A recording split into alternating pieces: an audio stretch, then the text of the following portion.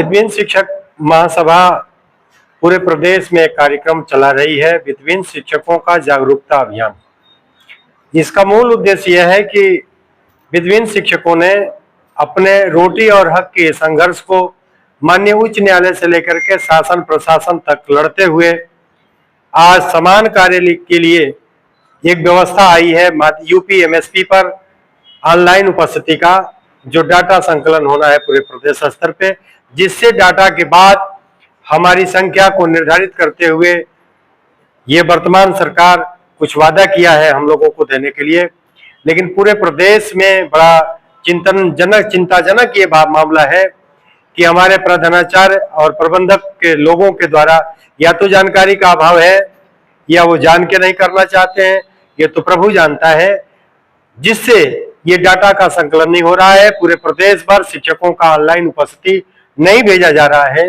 तो ये आपका शिक्षक संगठन पूरे प्रदेश के सभी जनपदों में एक जागरूकता अभियान के तहत हर जनपदों में जाके बैठक कर रहा है और अपने प्रधानाचार्य और प्रबंधक लोगों के साथ निवेदन कर रहा है, शिक्षकों को ये बता रहा है कि आपका डाटा यथाशीघ्र अगर नहीं पहुंचा तो निश्चित हम लोग जिस रास्ते पर जा रहे थे उस लाभ से, उस हक से, उस रोटी से वंचित हो सकते हैं। इसी हक और जानकारी के लिए आज हम लोग गोरखपुर में थे, इस जागरूकता अभियान का कार्यक्रम चल रहा था। अभी किन किन जनपदों में आप लोगों की जागरूकता अभियान? देखिए, ये मिर्जापुर, सोनभद्र, जौनपुर, भदोही, बलिया, गाजीपुर, बनारस होते हुए अभी सोमवार से प्रारंभ हुई है। देवरिया, कुशीनगर, कल हम लोग महाराजगंज थे, आज गोरखपुर है, कल बस्ती हम लोग संत कबीर नगर में है, परसों बस्ती रहेंगे, फिर इसके बाद हम लोग सिद्धार्थ नगर, उसके बाद रविवार को हम लोग अयोध्या में है, रविवार के बाद फिर हम अमेठी, सुल्तानपुर होते हुए, इसी तरह से हम शामली, मुजफ्फरनगर होते हुए हम लोग इस रुहेलखंड से बुंदेलखंड की तरफ बढ़ेंगे। बुंदेलखंड का झांसी, फतेहपुर, आप जो जनपद देख रहे हैं, महोबा, इन चित्रकूट होते हुए प्रयागराज जाकर के फिर से हम 75 जनपदों का भ्रमण करते हुए अपने इस अभियान को पूरा करने का प्रयास करेंगे। हमारे चैनल के माध्यम से विद्वीन शिक्षकों को क्या संदेश देना चाहिए? विद्वीन शिक्षकों को मैं ये सभी लोगों से हाथ जोड़ करके गुजारिश करूंगा कि साथियों, आप सबने बड़े मेहनत से अपने रोटी और हक के संघर्ष को इस मुकाम तक लाया है। आप जगिए और जग करके पूरे प्रदेश में आप एक अलग जगाइए और जगा करके अपने सभी आदरणीय प्रधानाचार्य, आदरणीय हमारे जो प्रबंधक साथी हैं, उन्हें अवगत कराते हुए, स्वयं बताते हुए कि अब यह हमारा संकलन डाटा है, हमारे भविष्य का निर्धारण होना है, कृपया आप लोग भी इसे ऑनलाइन उपस्थिति हमारी भेजते रहे और सभी शिक्षक जगह। इस समय चुनाव भी 1-2 दिन पहले मैंने पेपर में देखा, अब चुनाव वाले लोग भी जो शिक्षक एमएलसी या स्नातक एमएलसी की तरफ जा रहे हैं, ठीक है, वो उनका मामला है, वो चंदा और चुनाव की राजनीति करते हैं, वो करते रहे। हम लोग रोटी और हक के लिए लड़ रहे हैं, तो रोटी हक की लड़ाई को कमजोर न होने दीजिए। हम लोग मतदाता रहेंगे। कुछ लोग तो हमारे राजनीति करने वाले हम शिक्षकों के इस संघर्ष से काफी नाराजगी व्यक्त करते हैं, उनसे भी मैं गुजारिश करूंगा, बंधुओं, आप चुनाव की तरफ अपने मार्ग को चल रहे हैं, अब चलते रहो, आपके चुनाव में हम लोग बाधक नहीं है। हम लोग इतने मजलूम बेकस बेसहारा हो चुके हैं, रोटी के लिए तड़प रहे हैं, हमारे बच्चे परेशान है घरों में। आप सब लोग अगर हमारे हक के लिए ईमानदारी से लड़ रहे हैं तो शिक्षक लड़ रहे हैं, आप इनका सहयोग करिए। और हम आप चुनाव लड़ने वालों को ये वचन देते हैं, जो भी साथी हमारा इन शिक्षकों की इस दशा में, इस लड़ाई में, संघर्ष में हमारा साथ देगा, हम इतने अनैतिक नहीं हैं, हम शिक्षक हैं, हम अनैतिक कभी हो ही नहीं सकते। आप हमारा साथ देंगे तो बिल्कुल आने वाले चुनाव में हम मतदाता रहेंगे, आपका साथ देंगे। हमारे नजरों में कोई एडेड नहीं, कोई राजकीय नहीं, कोई वित्तहीन नहीं, शिक्षक शिक्षक होता है। हाँ, हमारा संघर्ष में हमारे कंधों से कंधा मिला करके हमारी इस रोटी की लड़ाई में जो साथ देगा, हम विद्वीन शिक्षक साथी उसका भी उस चुनाव में साथ देंगे। अगर नहीं देता है तो प्रभु ये हाथ जोड़ करके नहीं, हम स्पष्ट बता देना चाहते हैं, विद्वीन शिक्षक इस बार आपके साथ नहीं है। ये आप चिंतन कर लीजिए, हमारे हक की लड़ाई में आप साथ जा रहे हैं कि नहीं। और सभी शिक्षक साथियों, ऐसे लोगों से जो केवल हमारा चुनाव के लिए प्रयोग करते रहे, उन्हें हम हाथ जोड़ करके गुजारिश करते हैं कि ऐसे लोगों से रिश्ता रखने की जरूरत नहीं है, इनसे सतर्क रहें, यही हमारे लिए बाधक है।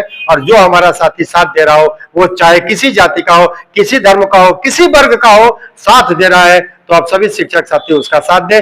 जियारत हुसैन चुनाव की तरफ न कभी था, न कभी है, न कभी रहेगा, लेकिन मतदाता रहेगा, हम उसी को अपना मत देंगे और साथियों का आह्वान करेंगे कि आप उसे दीजिए जो हमारे हक की लड़ाई में साथ दे रहा है। सर, ये जो संगठन जब बना तो 2004 से बहुत से लोग ऐसे लोग आए और आकर के एक व्यवस्था बनाई कि उन लोगों को एक उद्देश्य था, उन्हें पैसे की जरूरत नहीं थी, वो रोटी नहीं था, उनके पास धन तो था ही, वो सदन में जाने के उद्देश्य से गैर शिक्षक थे, वो शिक्षक भी नहीं है। अन्यथा कभी बात आई, जैसे मैं फिजिक्स का अध्यापक हूं, हमसे फिजिक्स पढ़वा लीजिए, फिजिक्स पूछ लीजिए, जान लीजिए। लेकिन अगर उनसे भी कभी आप लोग मीडिया के साथी हैं बैठे तो अगर शिक्षक की बात आए तो पूछिए कौन सा सब्जेक्ट पढ़ाते हैं, कौन सा, उसमें कितनी किताबें होती हैं, कभी चिंतन तो कर लीजिए, ऑनलाइन डाटा तो देख लीजिए। ठीक है, लोकतंत्र में शिक्षक या किसी चुनाव के लिए कोई बाध्यता नहीं है कि शिक्षक एमएलसी के लिए शिक्षक ही लड़े, ये ठीक है, संविधान में स्वतंत्रता है, लेकिन ऐसा वही लोग निश्चित कर पाएंगे जो हमारे शिक्षक होंगे। लेकिन वो साथी आए, संघर्ष किए, चंदा और चुनाव तक गए, हमारी लड़ाई को वहीं छोड़ दिए। आप भी देख रहे हैं, हो रहे होंगे, जो मजलूम बेकस बेसहारों की लड़ाई होती है वहीं रह जाते हैं। हमारा प्रधान से लेकर के प्रधानमंत्री तक किसी भी दल पार्टी से लड़ रहा हो, लड़ते समय आप मीडिया के साथी उन्हें देख रहे हैं, हो जाने के बाद भी उन्हें आप देख रहे हैं। ऐसे लोग चंदा चुनाव और माला पहन करके बड़े लोग होकर के हम लोगों को इसी हालत में छोड़ गए। इसलिए जब यह फिर से संगठन नव चेतना के लिए बढ़ा तो एक संगठन ने निर्णय लिया, यह प्रस्ताव किया कि पहले यह संगठन जो अब चल रहा है इसमें चुनाव की बात नहीं होगी, चंदा किसी से नहीं लिया जाएगा, और जब तक हम लोग मानदेय दिलवा नहीं लेंगे तब तक कोई माला नहीं पहनेगा।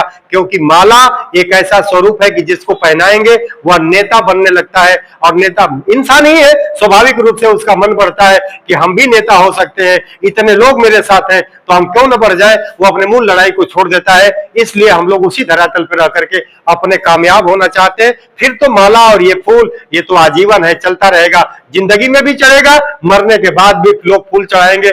इसलिए हम लोग ये चाहते हैं कि पहले रोटी मिले, माला तो हमारा जिंदगी में चलेगा, मरने के बाद भी चढ़ाएंगे लोग, वो चढ़ेगा, वो आज का विषय नहीं है। इसलिए हम लोग 3 विषयों से दूर हैं।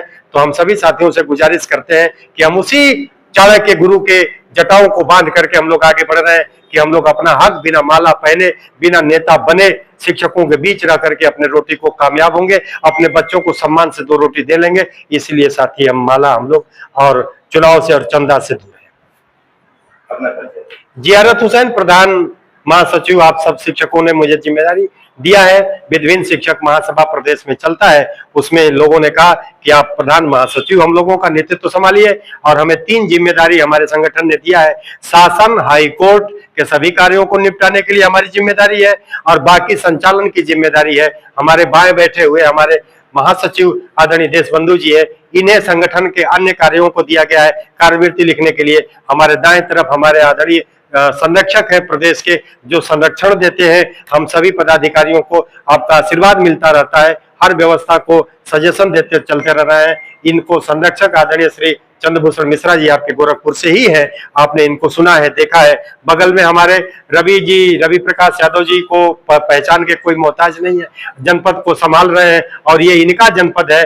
और जनपद में होने के बावजूद भी माननीय मुख्यमंत्री जी का लोकसभा क्षेत्र भी रहा है, उनकी कार्यस्थली है, वो पूजनीय है हम लोगों के। आप सभी लोग हैं, आप सब लोगों ने, आदरणीय मिश्रा जी हम लोगों के बीच बैठे हैं, उसके बाद आदरणीय पांडे जी हम लोगों के बीच है, और सभी साथियों को आप देख रहे होंगे, धर्मराज पांडे जी पीछे देख रहे हैं, ये मीडिया को संभालते हैं। और गोरखपुर की धरती हम लोगों के बाबा गोरक्षनाथ की धरती है। इस धरती पे जियारत हुसैन हम सबसे आजीज, बहुत पावन बेला है, गोस्वामी तुलसीदास जी की जयंती है, आपने सुना भी देखा भी। फिर से इस धरती को सलाम करते हैं और प्रभु से मनाते हैं। आप सभी मीडिया के साथी गोरखपुर से हैं कि आप जब भी हमारे पूजनीय महाराज जी हमारे मुख्यमंत्री हैं, जब मुलाकात हो तो हम वित्तहीन शिक्षकों की दशा को, पीड़ा को एक बार उन्हें रख करके जरूर अवगत कराएं। वो सबसे परिचित हैं, सबको जानते हैं। एक बार दया दृष्टि हो जाती, प्रभु का आशीर्वाद मिल जाता, बाबा गोरखनाथ का आशीर्वाद मिल जाता, तो हमारे भी बच्चे 2 रोटी सम्मान से पा सकते। इसीलिए हम आज आपके गोरखपुर बीच हैं।